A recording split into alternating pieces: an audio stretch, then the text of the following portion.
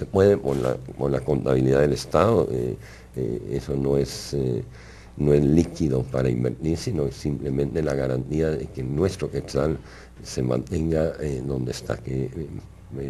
Otro indicador importante es la estabilidad del precio del quetzal.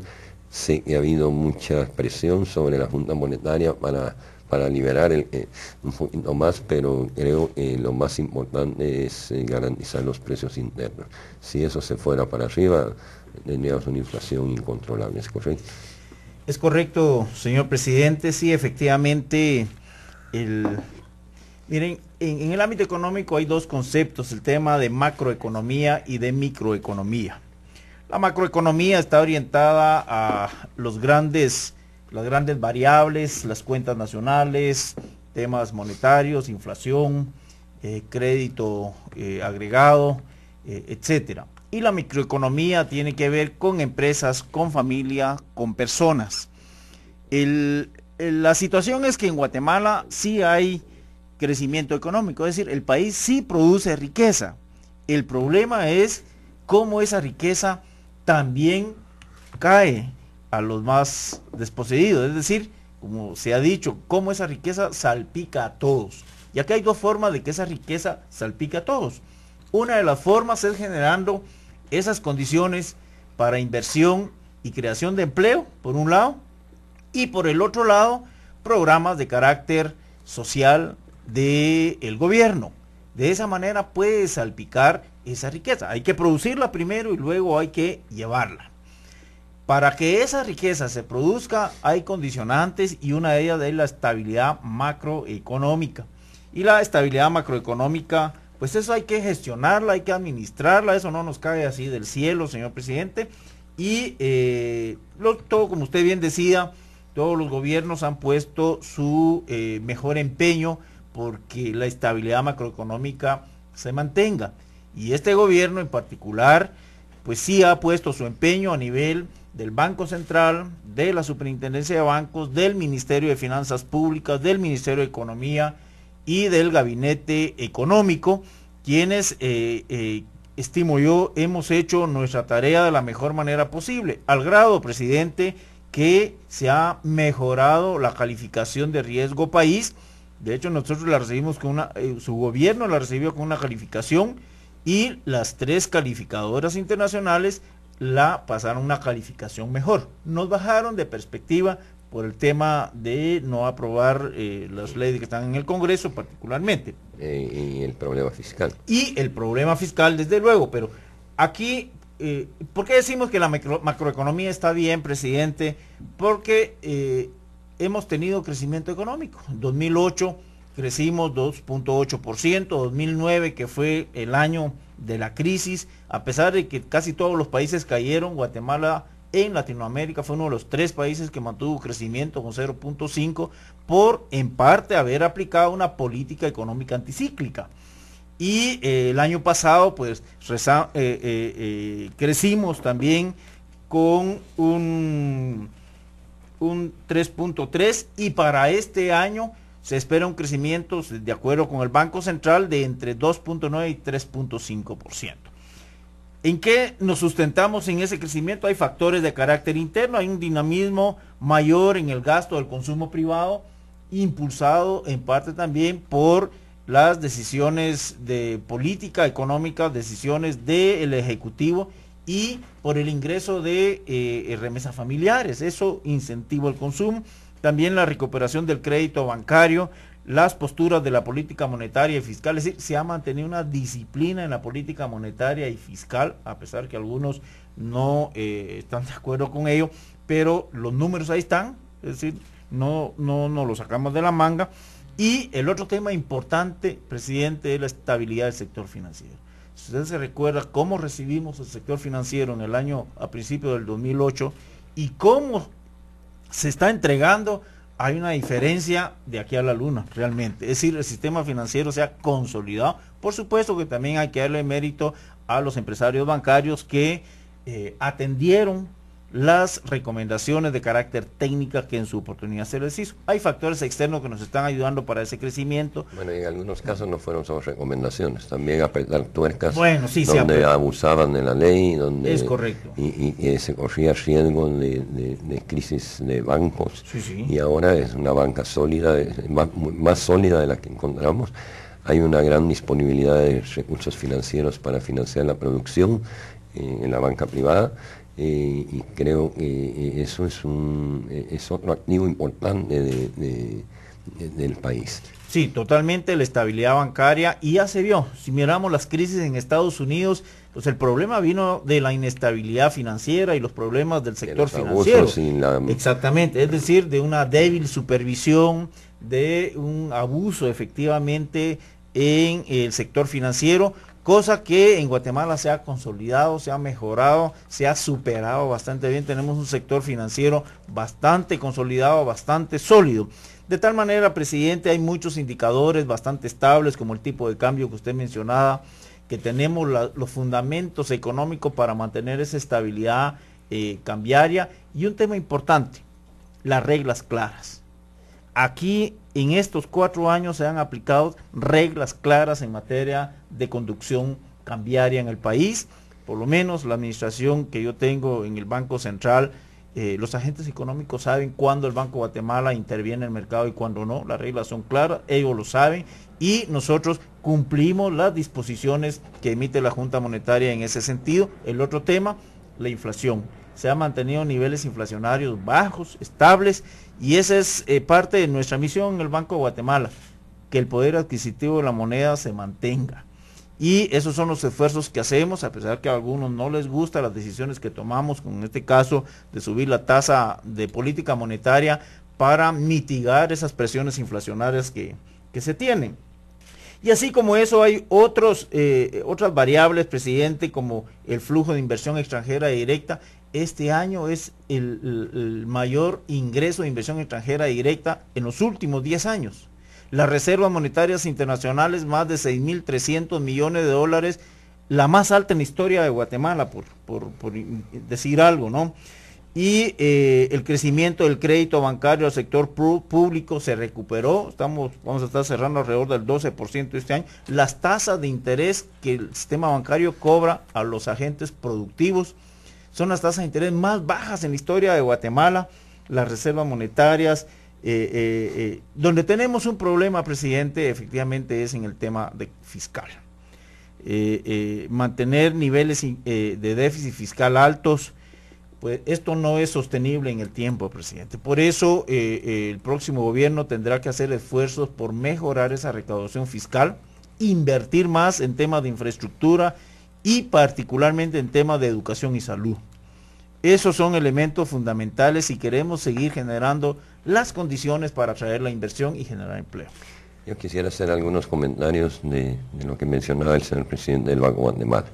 Esa redistribución de la riqueza que antes era un tema político ideológico que confrontaba, pero la realidad es que si esa redistribución de la riqueza no se da, la estabilidad se puede perder. Y en nuestro... ¿Hasta la riqueza? Sí, por supuesto. Carlos Slim, el multimillonario mexicano, en un discurso dijo: ¿para qué quiero ser un multimillonario en un país de pobres? No voy a tener consumidores. Creo que esa redistribución de la riqueza en nuestro gobierno es importante mencionar que se ha hecho a través de los programas presidenciales, pero hay otras políticas que han ido a que el dinero que pueda disponer una familia pobre o extremadamente pobre le alcance más. La gratuidad en salud, la gratuidad en educación. Si una familia tenía 3 niños en la escuela, tenía que pagar 80, 90 quetzales de inscripción, por 3 son 270 quetzales.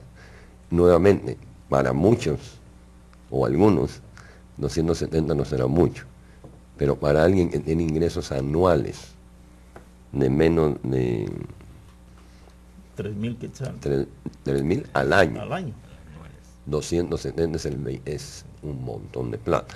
Y si a eso le sumamos que ahora pueden ir a su centro de atención permanente, no pagar las medicinas y recibir salud gratis, de verdad, eso es redistribución de la riqueza, porque son impuestos que se trasladan a los servicios públicos. Y ahora que a mí me alegra que todos los candidatos están desgajando las vestiduras con los programas sociales, cuando por 3 años le dieron duro. Ahora, lo importante no es solo mantener los programas sociales, cuáles son las propuestas nuevas. Si los programas presidenciales es el inicio de una atención social al país, el puro piso, el puro...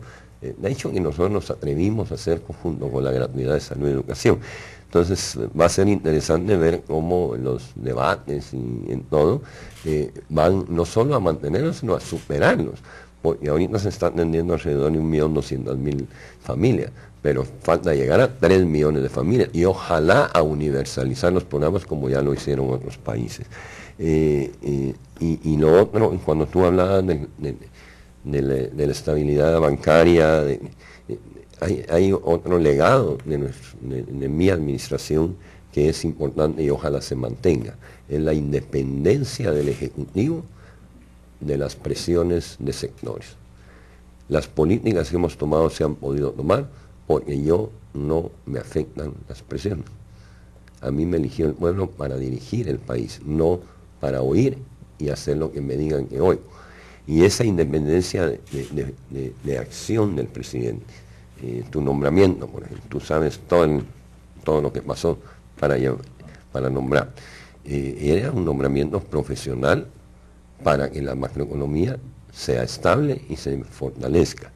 Y esta independencia del presidente, conjuntamente con otro principio que lo he cumplido sistemáticamente, que es la independencia de poderes. Ninguno de los poderes puede quejarse que el presidente presionó. Los alcaldes totalmente respetaban la autonomía municipal con una relación excelente. La semana pasada tuvimos una excelente reunión con la Asociación Nacional de Municipalidades, ahí estaban de todos los partidos, y eso le da más tranquilidad social a nivel municipal, que es la base de la organización política del país. La independencia del sistema de justicia, por ejemplo. Ya a los 6 meses de haber iniciado yo el gobierno, ya nadie me llamaba para que llamara al fiscal, para que quitara, para que pusiera un juicio. Ahora nadie lo hace porque saben que yo no meto las manos ahí. La independencia de poderes y la independencia del presidente de los sectores de presión tradicionales ha hecho que la macroeconomía vaya bien, que la salud y la educación haya avanzado, que la energía eléctrica se haya cambiado la matriz, porque no recibo presiones de ningún generador, y eso va a ser un legado que creo que el próximo gobierno no va a poder cambiar, porque si lo cambia se le desmorona los avances reales que ha habido. Y por cierto que ahora también esperaría que la agenda legislativa se destrampe. Es una verdadera irresponsabilidad de un grupito de diputados de tener bloqueada la agenda legislativa.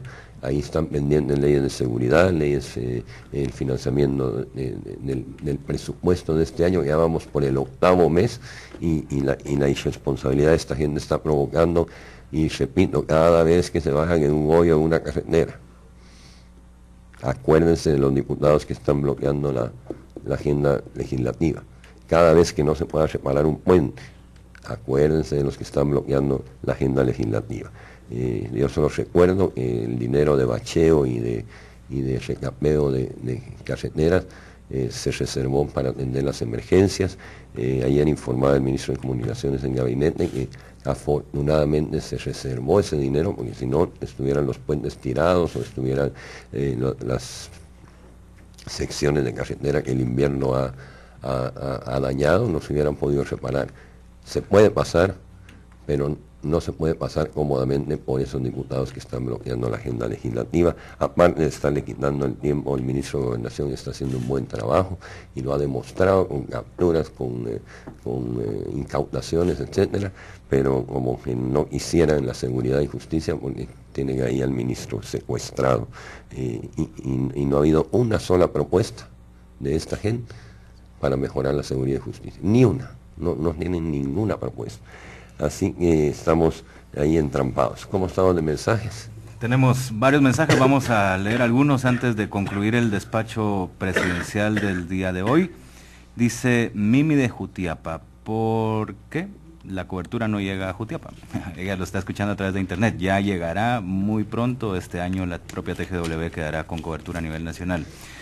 Presidente, buenos días. Considero que su gobierno se quedó corto en la generación de empleo. ¿Qué nos espera para el otro año? Hay que empezar a estabilizar los niveles de desempleo, al igual que lo que se intenta con la economía. Marina dice, ¿qué está haciendo la DIACO para supervisar a los especuladores de precios de la canasta básica? Otra pregunta decía si hay peligro por los precios internacionales de los productos alimenticios. Esto quizá para el presidente del banco. Luis dice, buenos días, presidente, ¿qué piensa de las empresas responsables que colaboran con la sostenibilidad de la economía y el desarrollo de las metas del milenio?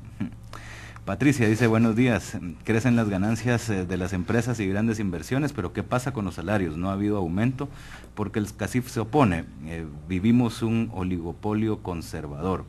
Buenos días, presidente, no queremos que se suba el IVA, afecta a la clase trabajadora, solo falta que el próximo gobierno eleve los impuestos afectando el IVA. ¿Cuál es su propuesta? Buenos días, presidente. Se habla también de la microeconomía. Aquí es donde todos sufrimos. Ya se ha hablado al respecto. Bueno, algunos ya se habló del asunto. En cuanto a la generación de empleo, yo creo que una de las personas que más empleo ha generado en Guatemala individualmente soy yo en los años 70 y 80. Las crisis financieras internacionales han presionado muchísimo. Sin embargo, los niveles de inversión en Guatemala, gracias a Dios, no han bajado. Tenemos respetables inversiones mexicanas, colombianas, ahora brasileñas muy pronto chilenas y francesas. Y la inversión es la que genera estos empleos.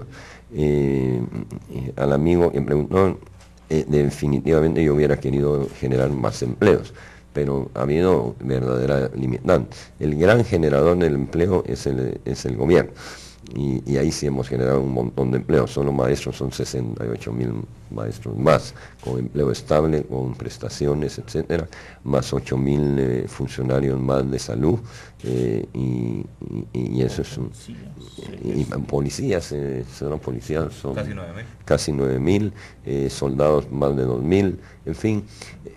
El Estado ha hecho su trabajo. La parte de inversión es la parte privada, y creo, y la junto con otro comentario que hizo algún oyente, sí hay empresas responsables, hay empresas que pagan sus impuestos, hay empresas que no están evadiendo y que tienen utilidades razonables y que cumplen con su...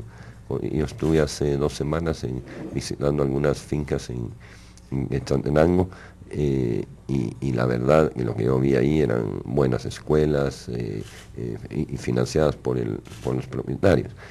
Buenas escuelas, buenos caminos, centros de salud, etc.